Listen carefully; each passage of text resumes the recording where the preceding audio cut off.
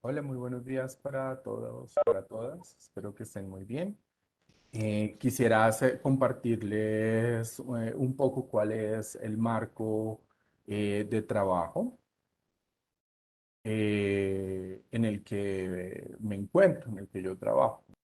Entonces, es el programa de comunidades, accesibilidad e inclusión del Departamento de Comunicación Educativa del Museo Nacional de Colombia.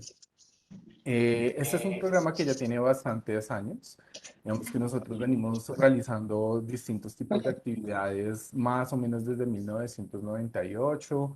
También se convierte en un programa a partir del 2019 y con el paso del 2009, perdón, y con el paso del tiempo ha tenido una serie de adaptaciones, de transformaciones que han permitido que al principio era programa de accesibilidad, te interesaba mucho todo lo que tenía que ver en torno a las barreras físicas de acceso al Museo Nacional de Colombia, pero con el paso del tiempo nos hemos dado cuenta que el trabajo de la accesibilidad justamente no solo se puede construir en torno a permitir esos accesos físicos, sino que hay otros que pueden ser más importantes, como por ejemplo el que tiene que ver con la comunicación, ¿no? Trabajo con personas sordas, por ejemplo, el trabajo alrededor de la fácil escritura, de la fácil lectura, que permite que muchas personas se sientan interpeladas por lo que hay dentro del museo en texto escrito. Pero hay otro nivel que a mí me parece que es muchísimo más interesante, que es el de la accesibilidad pedagógica, que para mí lo que permitiría es que las personas puedan poner en juego sus capitales culturales, históricos, sociales, y en el caso del museo, poder disputar un poco la idea de nación, ¿no? Pues porque pues, esa idea de nación puede ser reinterpretada, transformada, conversada a partir justamente de eso, de las experiencias de los distintos públicos. Yo creo que una buena forma de entender la accesibilidad pedagógica es todo el ejercicio que la expedición bogotánica nos acaba de proponer, ¿no? Porque son una serie de ejercicios educativos muy bien diseñados que permiten que todas las personas que participan de allí puedan ser interpeladas y además de eso tengan voz. Y digamos que con el paso del tiempo, teniendo en cuenta que la accesibilidad no solo es física, por eso empezamos a pensar en la idea de inclusión. De pronto después la podemos problematizar un ratito y también con el trabajo con distintos colectivos y comunidades. Este nombre es muy reciente realmente. Les cuento que nosotros venimos trabajando de esta manera solo a partir del año pasado, que empezamos a darnos cuenta que para poder trabajar de una forma distinta tendríamos que llamarnos también de una forma diferente. Muy buenos días, Carlos Guillermo. Ahora, ¿con quiénes trabajamos desde el programa? Que yo creo que empezarían a ser parte de las comunidades que les venía enunciando. Entonces, trabajamos con niños de primera infancia, porque solo hasta el año 2010 se consideró como una necesidad que ellos hicieran parte de los distintos públicos que asisten al museo. Entonces, yo creía que el museo era un lugar donde no necesariamente ellos tenían espacio. Personas con discapacidad, entonces hemos trabajado con personas ciegas, con personas sordas, con personas sordociegas, con personas con discapacidad intelectual o psicosocial. También hemos trabajado, perdón, con adultos mayores y población vulnerable socioeconómicamente. Em, Originalmente realizábamos únicamente actividades educativas que estuvieran enfocadas a estos públicos. La idea de inclusión yo creo que empieza a ser muy potente ahí, porque pues digamos que nosotros, y nuevamente me parece que el ejercicio de la expedición bogotánica lo hacen muy bien, es irreemplazable el punto de vista de una persona de cualquiera de estas comunidades, de cualquiera de estos colectivos. Entonces empezamos a abrir la institución para que personas de muchos de esos colectivos empezaran a ser parte de la producción, del diseño y de la ejecución de mediaciones y otros ejercicios educativos al interior del museo. Tenemos un par de principios que yo creo que son bien interesantes. Ya les había hablado del de accesibilidad, ¿no? El de accesibilidad en términos de lo físico, de lo comunicativo y de lo educativo.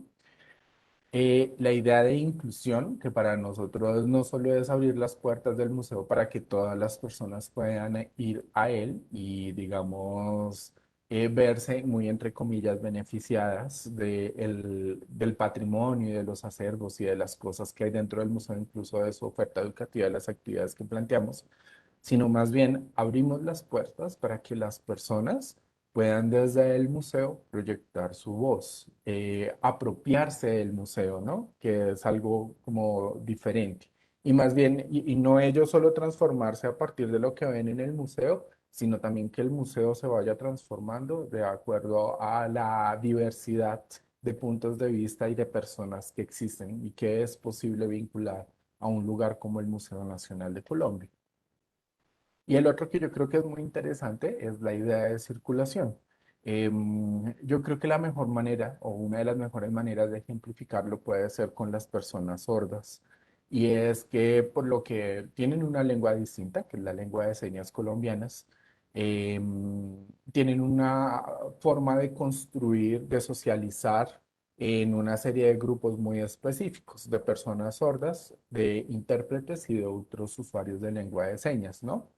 Pero normalmente es difícil que encuentren espacios para trabajar con oyentes.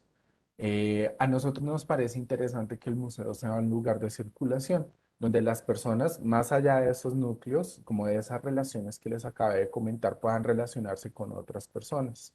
Y eso es justamente lo que ha sucedido en los ejercicios que hemos realizado con personas sordas dentro del museo, y es que han logrado ampliar la cantidad de personas con las que se relacionan, pues donde hay muchísimos oyentes, donde hay otras personas con discapacidad, etcétera.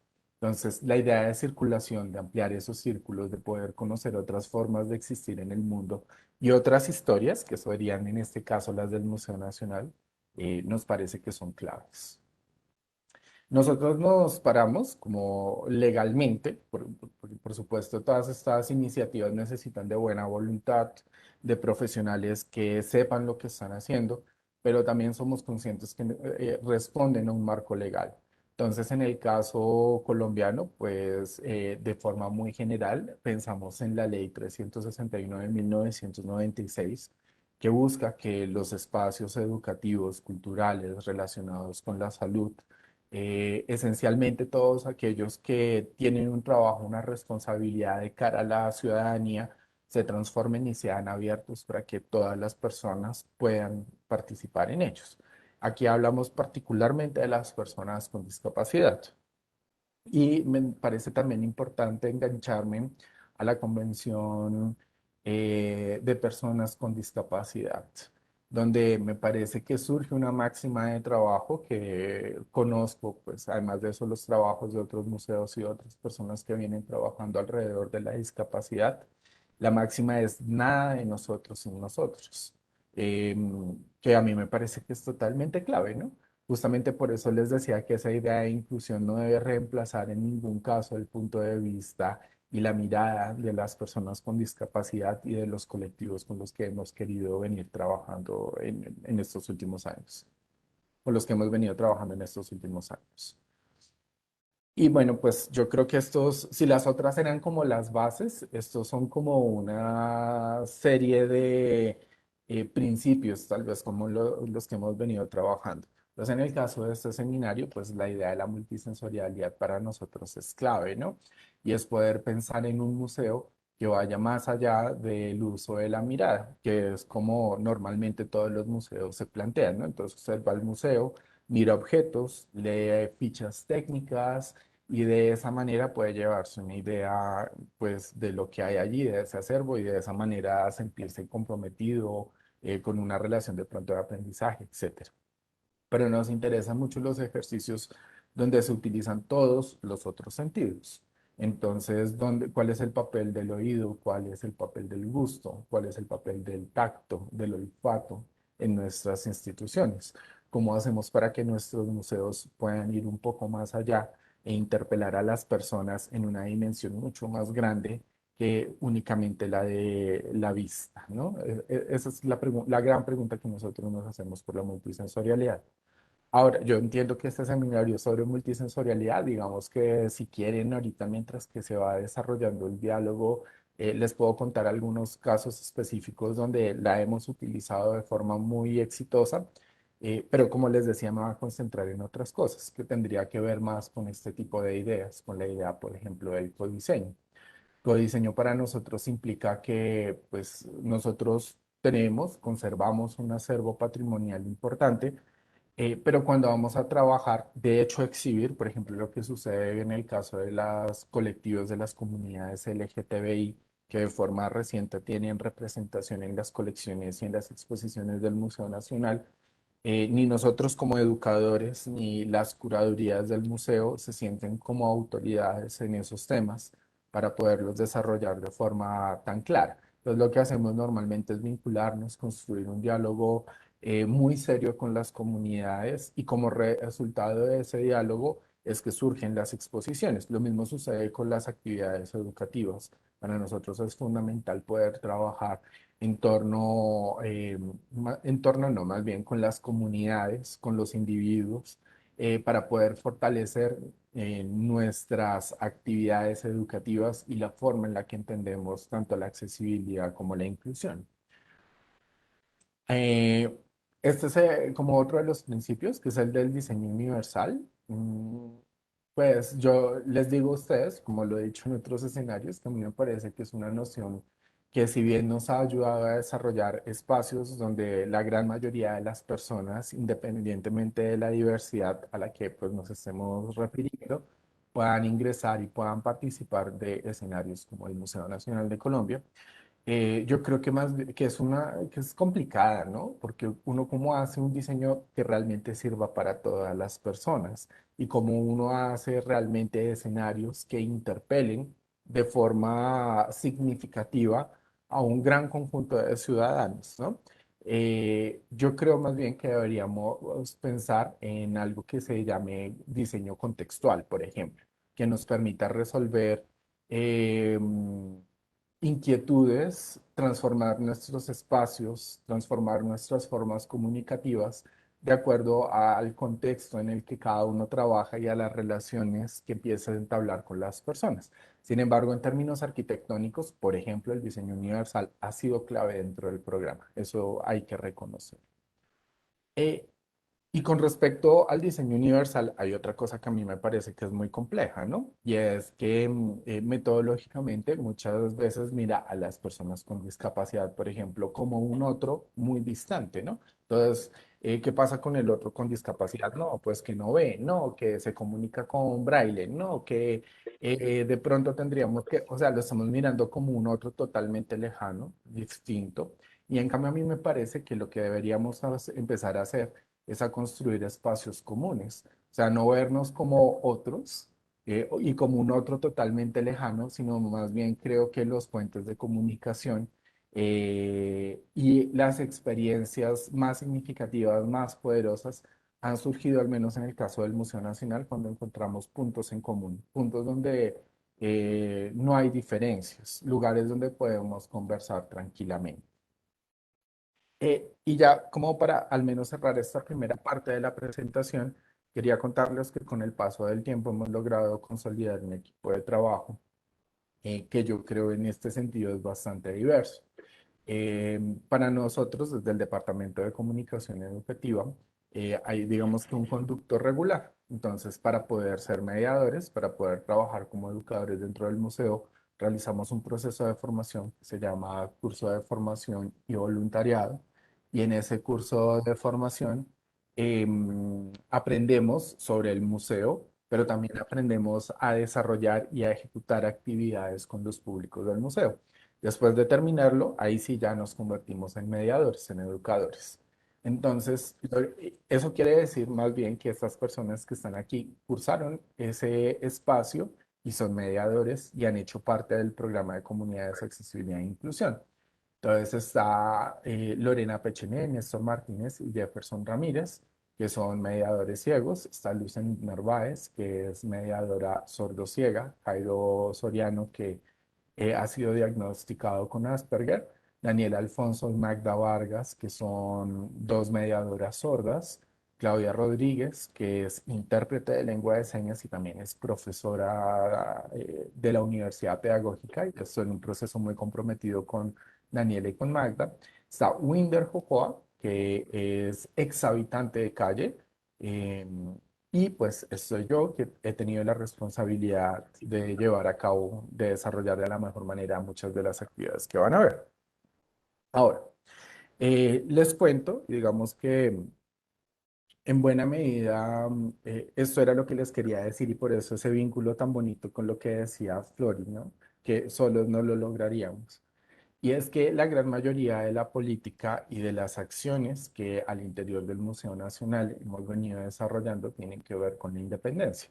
¿Cómo es eso? O sea, que las personas por sus propios medios puedan entrar al Museo Nacional de Colombia y disfrutar también de forma autónoma de los acervos que hay allí y tener una participación autónoma en ese espacio.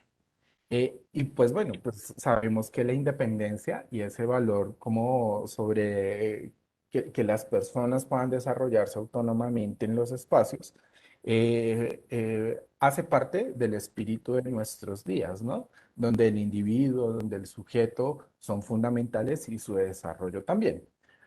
Yo no creo que eso esté mal, justamente creo que hemos venido trabajando en clave de eso. A continuación, de hecho, les voy a mostrar unos casos para mirar esa idea de independencia o no. Y es que dentro de la infraestructura del museo, entonces tenemos estas estaciones. em, no sé si hay alguna persona ciega dentro del público. De todas maneras, voy a hacer una pequeña descripción de lo que estamos viendo. Y es que en el museo, en cada una de las salas, de las últimas salas que el museo ha inaugurado, hay una serie de módulos. En este caso está empotrado entre la pared. Debe medir unos casi 3 metros de altura, 2 metros algo, quizás. Cuenta con una pantalla que tiene lengua de señas, tiene audiodescripción. Dentro de este módulo también hay un mapa táctil y hay una descripción de la sala que está en español, impresa, pero también está en código Braille. Entonces, este tipo de módulos yo creo que son una gran ganancia dentro del museo porque nos ha permitido eh, pensar el museo en términos de accesibilidad física, en accesibilidad comunicativa y lo que le permite a las personas, a los usuarios con discapacidad, es poder recorrer, poder tener una idea clara del museo en términos de autonomía, ¿no? Entonces, si una persona sabe lengua de señas, si una persona sabe braille, o quiere escuchar la audiodescripción, digamos que podría llevarse una idea clara de lo que sucede en cada uno de los espacios y también dentro del museo. Pero nuevamente les digo, esto está bajo la idea de la independencia, de la autonomía individual. Pero pues, quisiera, digamos que el punto de partida para poder hacer esta reflexión que quisiera proponerles a ustedes, construir junto a ustedes, es de Diana Lee, que es una mexicana que trabaja con la discapacidad de una forma crítica. Y ella nos habla sobre la fragilidad social. Nos dice que todos somos frágiles, incluso nuestras instituciones como el museo. Por eso buscamos aliados, por eso buscamos otras voces. Nuestras capacidades son frágiles. Al ser humano se le caracteriza por la fragilidad. No somos autónomos al 100%.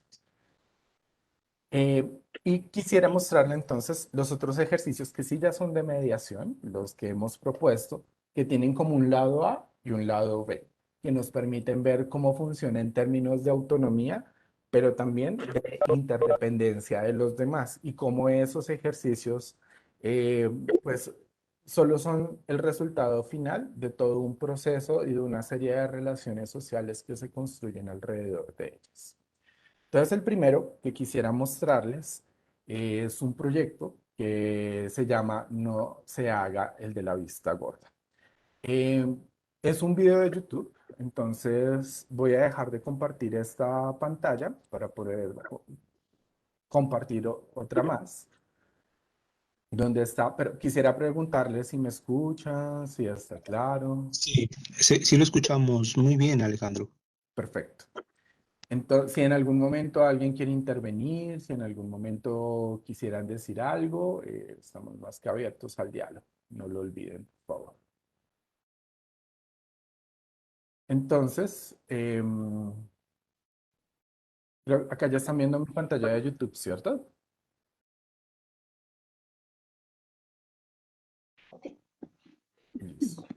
Sí. Perfecto. Entonces, la otra pregunta es si se escucha, si solo se ve o si se escucha. No se escucha si se mira. Ya, vamos a ver. ¿Se escucha? No. No. Voy a Sí, mirar. se confunden ¿no? Porque piensa que es la voz lo que se debe escuchar.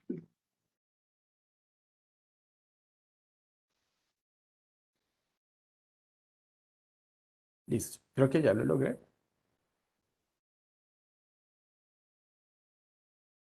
Es un video muy corto. Vamos a ver.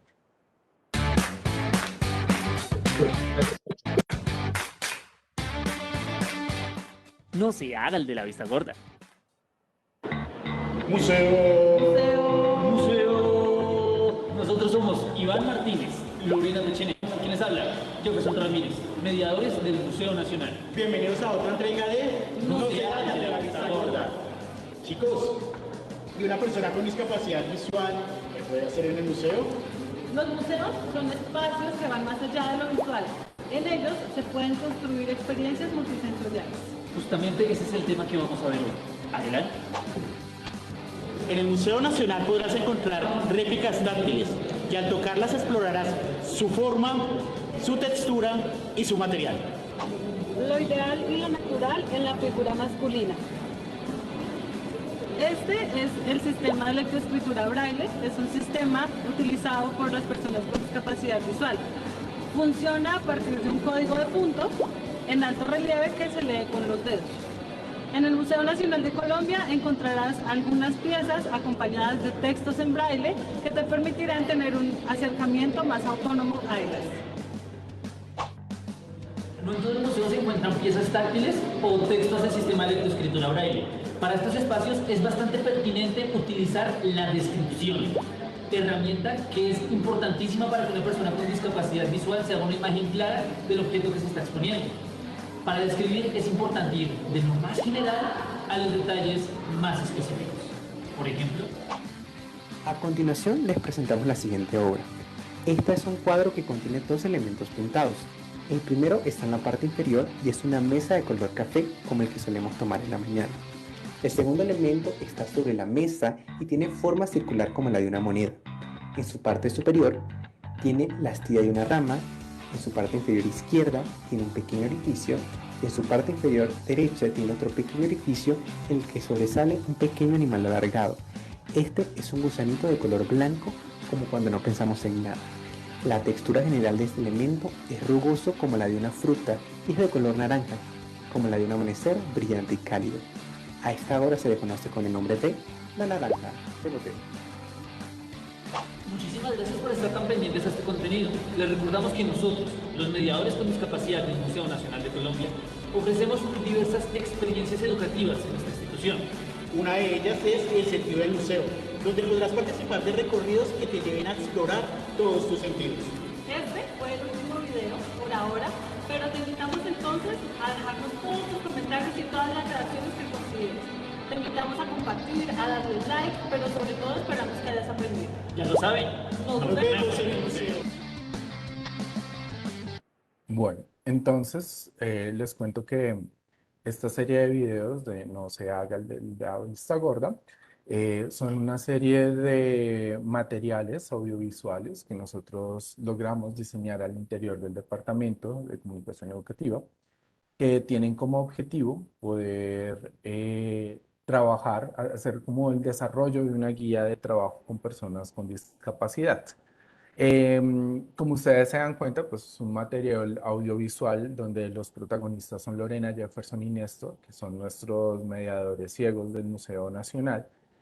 Em, que a mí este sería el lado A, ¿no? El que les mostré, que es donde ellos tres, incluso Chaira, que es la perrita guía de Jefferson, son protagonistas y están en un diálogo activo entre ellos, hablando sobre qué es la discapacidad, sobre cómo trabajar con una persona con discapacidad visual al interior del museo. Hay un bonus track dentro de un bonus, perdón, dentro de esta serie de videos que a mí me llama mucho la atención, es que con el paso del tiempo nos hemos dado cuenta que no solo sirven para trabajar al interior del museo, sino que se terminan convirtiendo en una herramienta sumamente clave fuera del museo, que se proyecta, que irradia en torno al trabajo con personas con discapacidad en la calle, en otros espacios que no sean de estas características.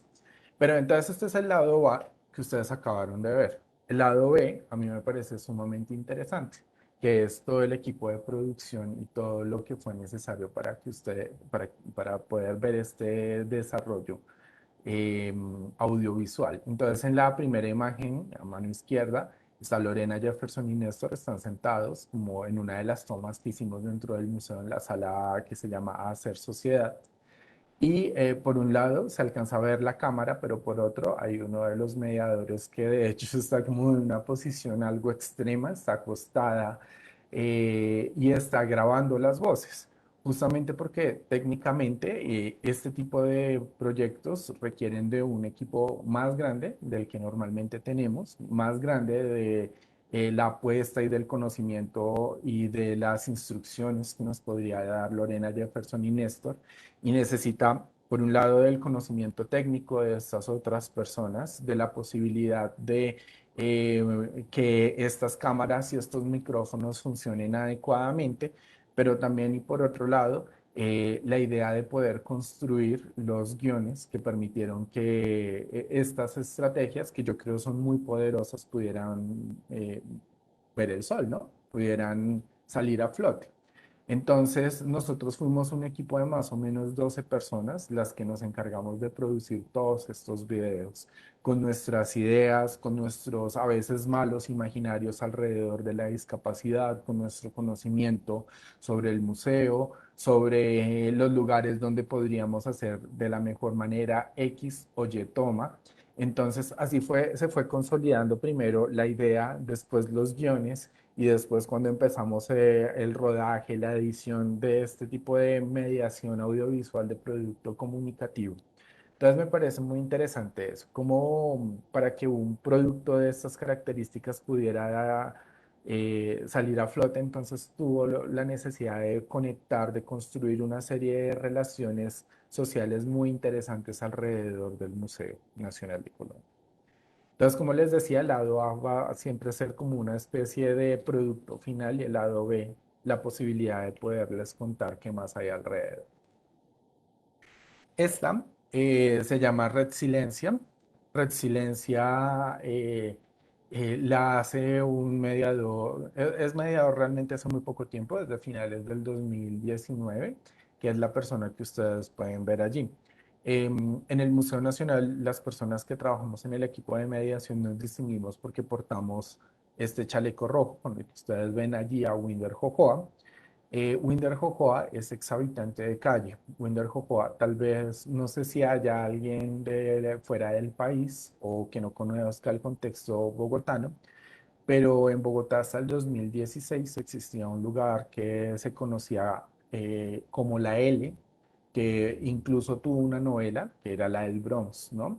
Y era un lugar más o menos complejo, porque en La L era un lugar de expendio de drogas, pero también donde se vendían cosas robadas, por ejemplo.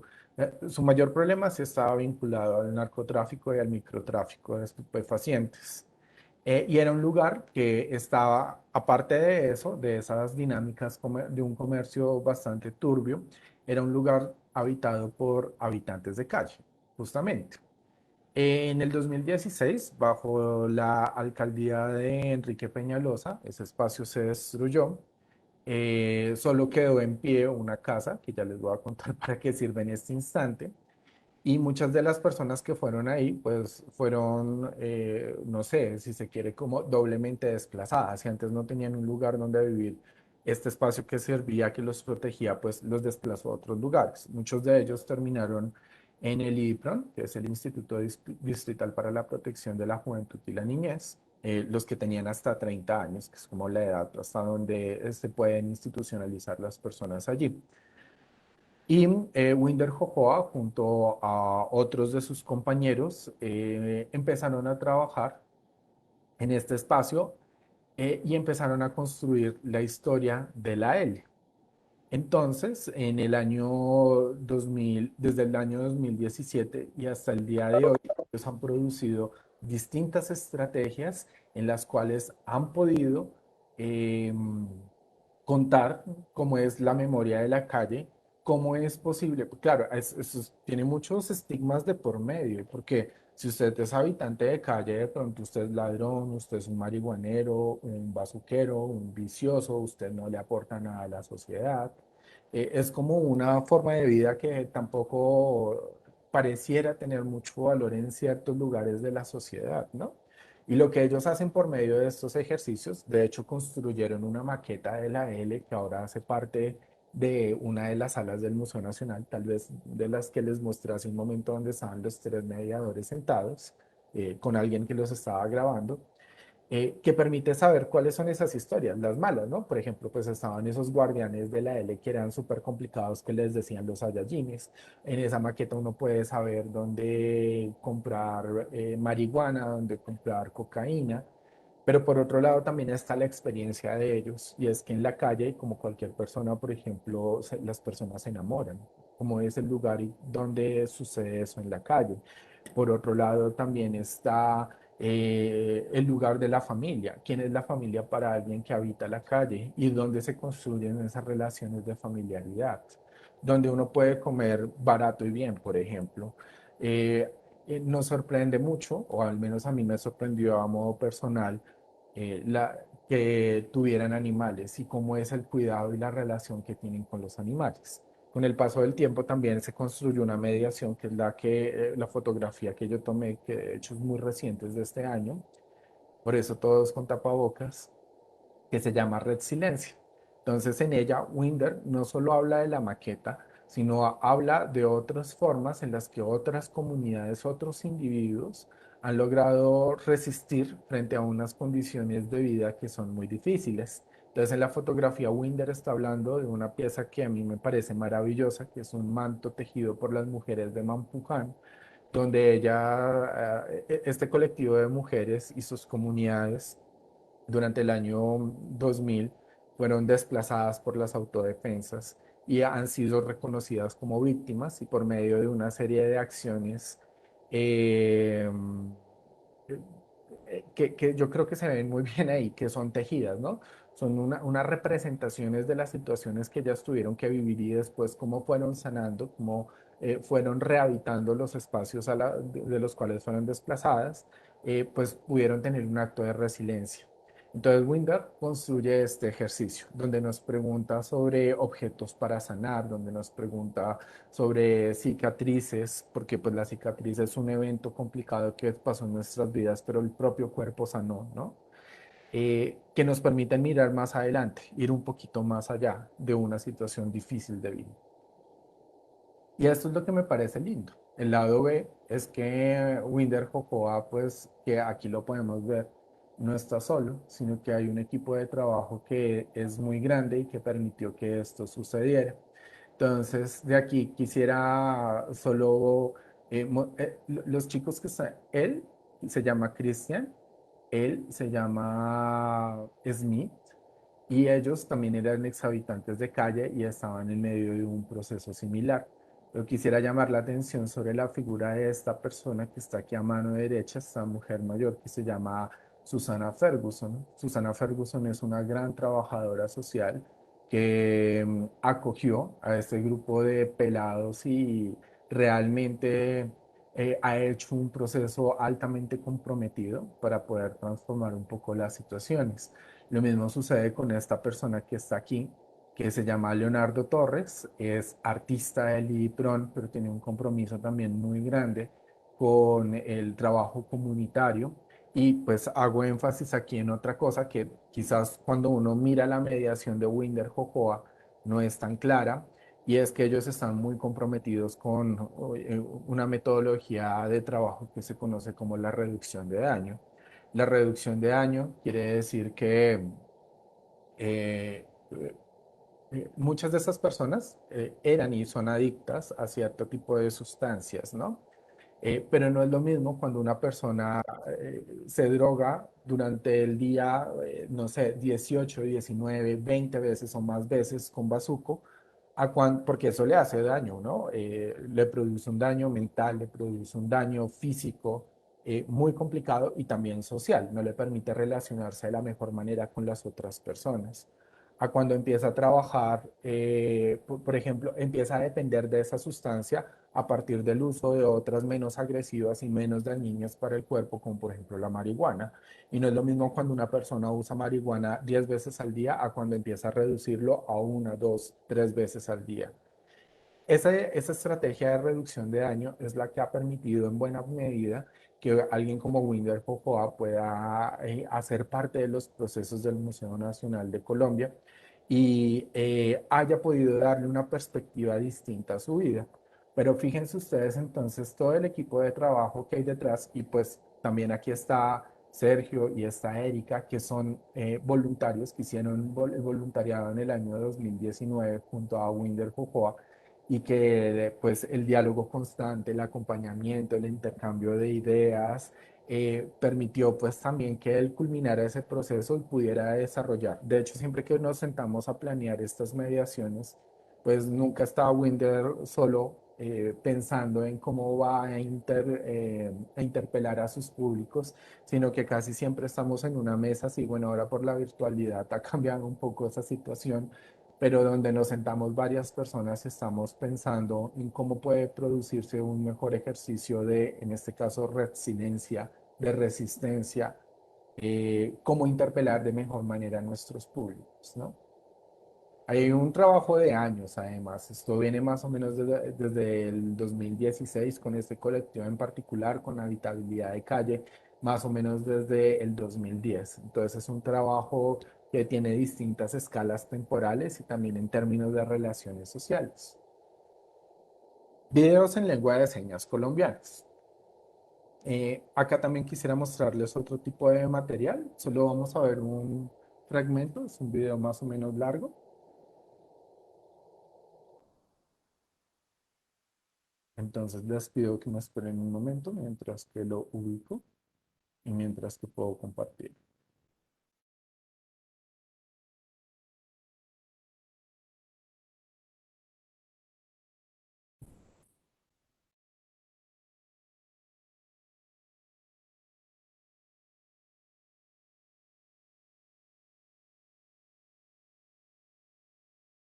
Creo que ya lo pude.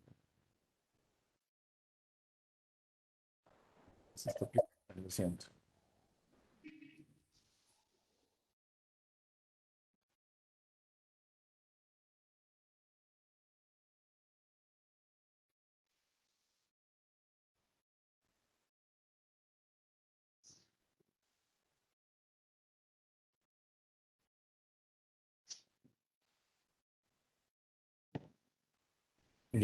Listo. Creo que ustedes están viendo mi reproductor de video, les pregunto. Sí, Alejandro. Ok. Entonces me dicen si lo pueden ver y escuchar sin ningún problema. Exposición 100 por 8. Sí, está muy bien. Centenario de 8 creadores colombianos.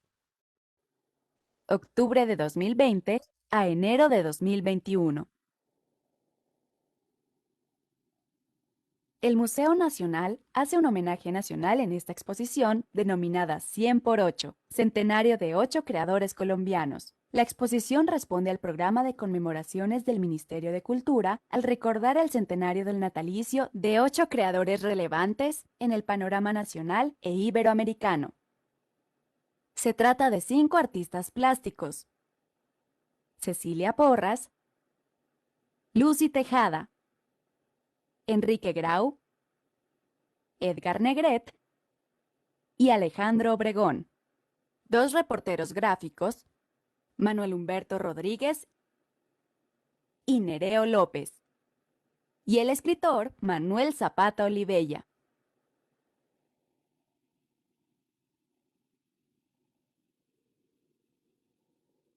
La exhibición se centra en el inicio de la carrera de estos creadores, de 1944 a 1966.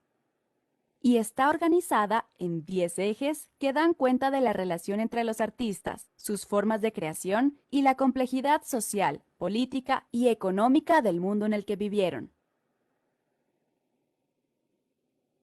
Los creadores cara a cara, sección de retratos y autorretratos que le dan rostro y cuerpo. Los gobernantes cara a cara. Se exhiben retratos de los presidentes que guiaron los destinos de los colombianos en el periodo que abarca la exposición. Escena artística. Muestra las transformaciones en el campo del arte del periodo. De cara a lo político, explora la relación entre el conflicto interno, el periodo de la violencia y el contexto internacional, la Guerra Fría como trasfondo histórico.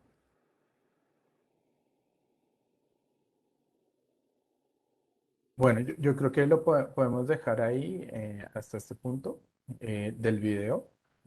En términos generales, es un video que nos permite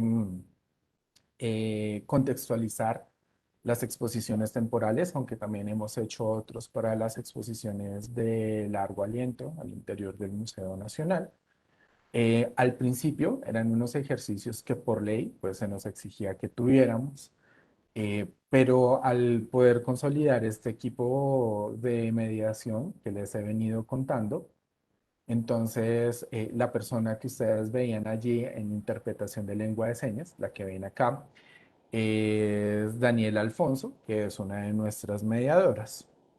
Entonces yo creo que es una pieza comunicativa muy interesante, ¿no? Porque entonces tiene esta audiodescripción, tiene las imágenes que van corriendo allí, que nos permiten saber de qué se va a tratar cada una de las exposiciones, cómo está dividida y pues tiene la lengua de señas colombiana. Yo creo que son unas piezas accesibles en términos de comunicación que funcionan bastante bien. Pero el lado B es este, y es que cuando uno produce los videos nuevamente falta un montón de personas dentro del equipo. Y digamos que a veces uno mira esta, como la visualidad, como la imagen final, y uno no se imagina el tipo de trabajo que hay, la cantidad de personas que hay detrás. Yo solo les presento estas dos. Ella es la profesora Claudia Rodríguez, y en ese caso estamos con uno de las personas que hace parte del equipo de divulgación del Museo Nacional de Colombia. Pero la profesora Claudia ha desempeñado un rol clave en este proceso. No solo en el de la elaboración de los videos, sino en la posibilidad de poder trabajar con personas sordas y de tener unas personas sordas que desempeñen el rol de mediadoras al interior del museo y que incluso desarrollen estas piezas. Cuando se realiza una mediación para lengua de señas al interior del museo, hay una serie de conciencias de las cuales yo al principio pues no lograba dilucidarlas. Y es que la lengua de señas es una lengua que a diferencia del español o por ejemplo que en inglés no está tan regularizada como si eso quiere decir que es muy probable que hayan términos, como incluso la propia seña del Museo Nacional de Colombia, que la voy a hacer para que ustedes la vean, que es esta, que tendría que ver como con la puerta de entrada al museo y además de eso con las columnas que identifican la estructura arquitectónica. Puede que haya muchas personas que no la conozcan, primero porque es de un uso como de un contexto muy específico, que es el Museo Nacional de Colombia, y por otro porque también puede ser de una disciplina, de un campo del conocimiento al cual muchos sordos no tienen acceso.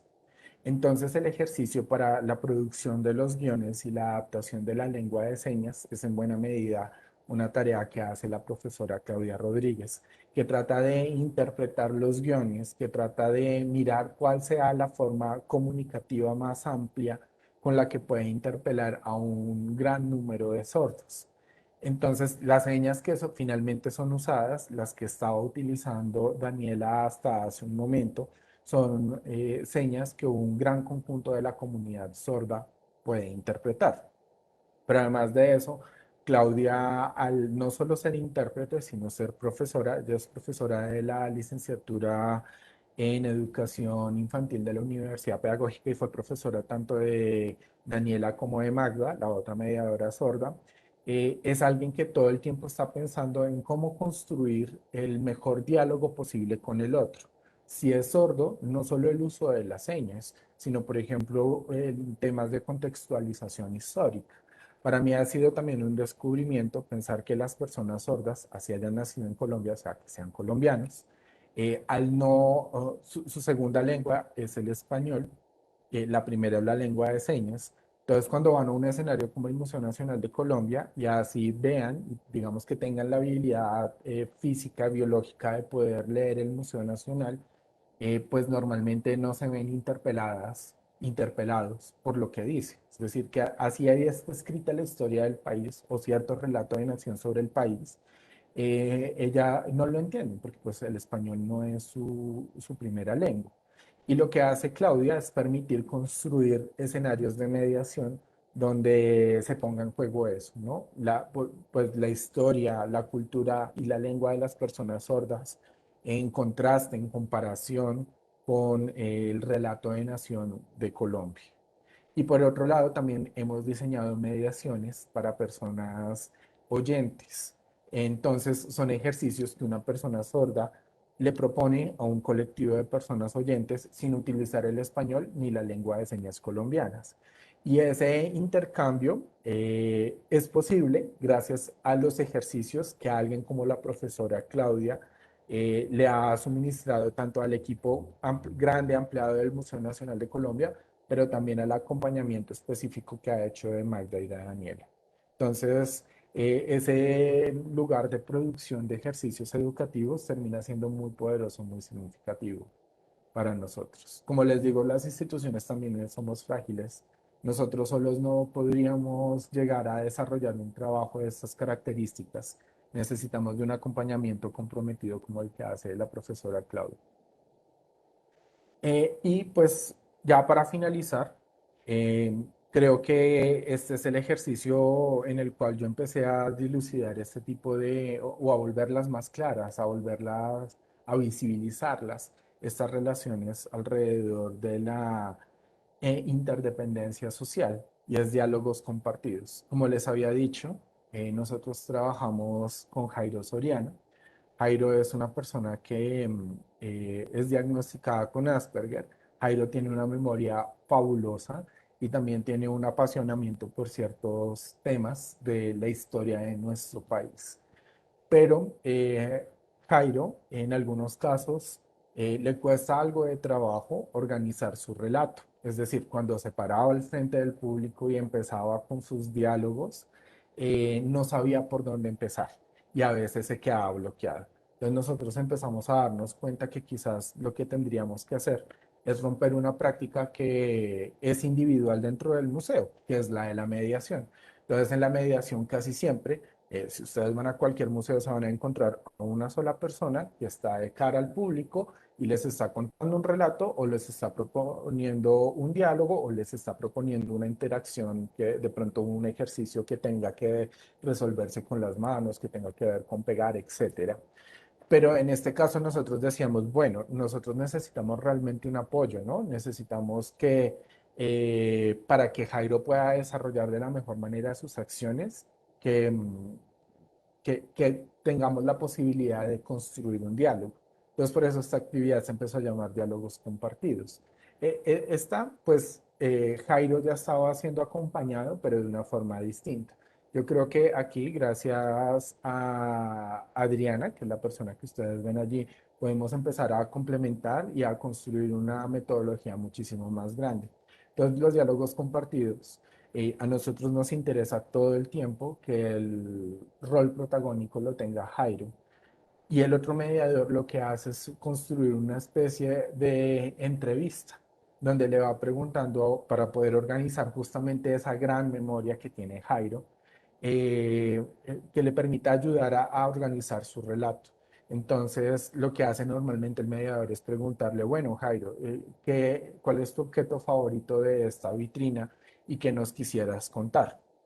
Con el paso del tiempo no solo se volvió eso, sino empezamos a darnos cuenta junto a Jairo cuando nos sentábamos a codiseñar estos diseños nuevamente en un equipo más grande que pues normalmente no se ve en la mediación, que a Jairo le encanta la literatura y que tiene unas palabras que para él son favoritas. Entonces los diálogos empezaron a hacer relacionar algunos objetos y algunas narrativas del museo con unas palabras que a Jairo le interesaban.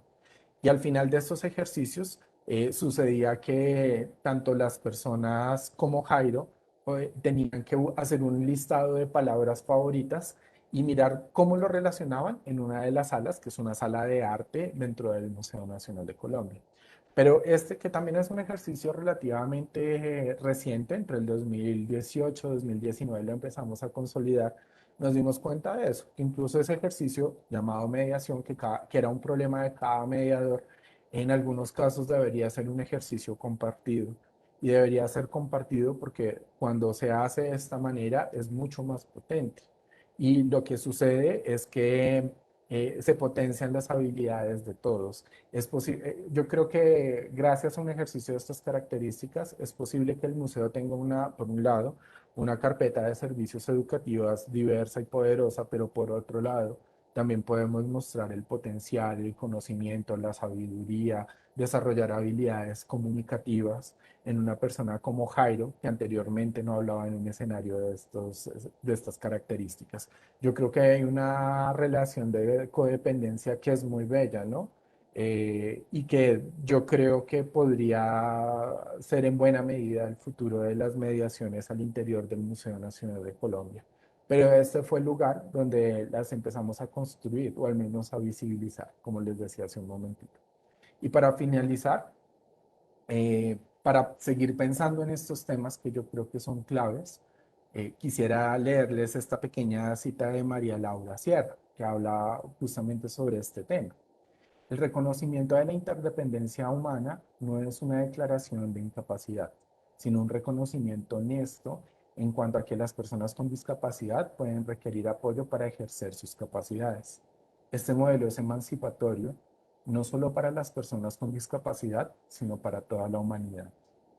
El modelo es emancipatorio porque le permite a una persona admitir déficits sin sentirse reducido. Es decir, como decía Flori hace un momento, solos no la lograríamos. Y en todos los casos, independientemente de lo que suceda, siempre vamos a necesitar de los otros para que nuestras prácticas sean potentes, para que sean significativas. Y yo creo, y es mi apuesta de museo siempre, de museo accesible, incluyente, en este caso interdependiente, que el museo pueda transformar el mundo. Y por eso les propongo la última frase, y es que los museos deberían permitir construir otras relaciones con las personas con y sin discapacidad y pues con otras personas, desde la comunidad, las diversas formas de hacer las cosas, desde las diferentes maneras de existir en el mundo y que por supuesto la vida esté en el centro. Bueno, nada, muchísimas gracias. Creo que me tomé un poco más de tiempo. No sé si hayan preguntas. No, está muy bien, estimado Alejandro. Muchas gracias por toda esa experiencia que viene adelantando desde el Museo Nacional. Hay una pregunta en el chat. Nos dice qué herramientas virtuales de inclusión cuentan en estos momentos de pandemia para mirar por internet. Gracias y felicitaciones. Vale, muchísimas gracias por la pregunta. No, yo creo que ha sido un reto, ¿no? Justamente poder construir una serie de acervos virtuales para poder mantener nuestra oferta cultural. La mediación que les comento, que se llama Resiliencia, es virtual y la tratamos de programar una vez al mes al interior del museo, dentro de la programación cultural y también con los grupos que estén interesados en ella. Y con Lorena, Jefferson y Néstor hemos logrado desarrollar tres ejercicios que a mi juicio son bastante potentes y en su momento, o sea, más o menos hace un año, para mayo del año pasado, fuimos de los primeros museos en poder construir una estrategia multisensorial, accesible, virtual. Entonces son tres mediaciones, una se llama Radio Museo, la otra se llama eh, las estoy olvidando justo en este momento, pero bueno, les puedo decir más bien de qué se tratan.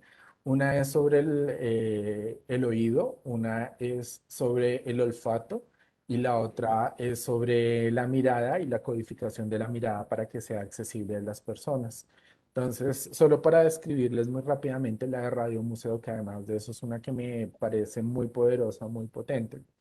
eh, Busca hablar sobre los patrimonios sonoros que hay dentro del museo. Entonces hablamos, por ejemplo, de algunos instrumentos musicales como el maguaré o de algún instrumento afro, como por ejemplo el tambor pechiche, que son de herencia afro, pero también con otros que son más recientes, como por ejemplo radios sucatensa o por ejemplo discos fuentes. Y hay una pregunta que a mí me parece que es fundamental, porque yo creo que la multisensorialidad, y esto creo que hemos ido aprendiendo en buena medida a alguien como Jorge Colmenares, que está aquí, no depende necesariamente de una infraestructura robusta ni muy costosa, que no se pueda reemplazar y no se pueda transformar en el paso del tiempo, sino debería ser liviana y mucho más poderosa. Entonces hay una pregunta, me gustaría hacérsela a todos ustedes. No me la tienen que responder, o si quieren pueden responderla, no hay ningún problema. Y es si ustedes, porque lo que permite es vincular un sentido con la memoria personal y con eventos que son pues sustanciosos en la vida de alguien. Y no es ni un dispositivo ni una gran cámara donde las personas entran a tener una experiencia con el oído, sino es una pregunta, solo una pregunta. Y es, em, si ustedes tuvieran que seleccionar solo una canción, una canción para pensar en la historia de sus vidas, ¿cuál sería? Como el soundtrack de sus vidas. ¿Qué canción sería? ¿Y por qué? Buena pregunta. Ay, le hago esa pregunta a Carlos. Uy, Entonces pues es una pregunta que funciona tanto en la virtualidad como en la presencialidad, que yo creo que es una cosa interesante, que son los aprendizajes que hemos tenido de la virtualidad y que ahora aplicamos cuando podemos en la presencialidad y que van a quedar ahí, creería yo. excelente, Alejandro. Bueno, nos deja con esa pregunta para que todos los asistentes pensemos en todo este proceso de la inclusión, ¿no? De manera que le agradecemos enormemente por esta alianza que tenemos con el Banco de la República, el Museo del Oro y el Museo Nacional específicamente por las experiencias compartidas.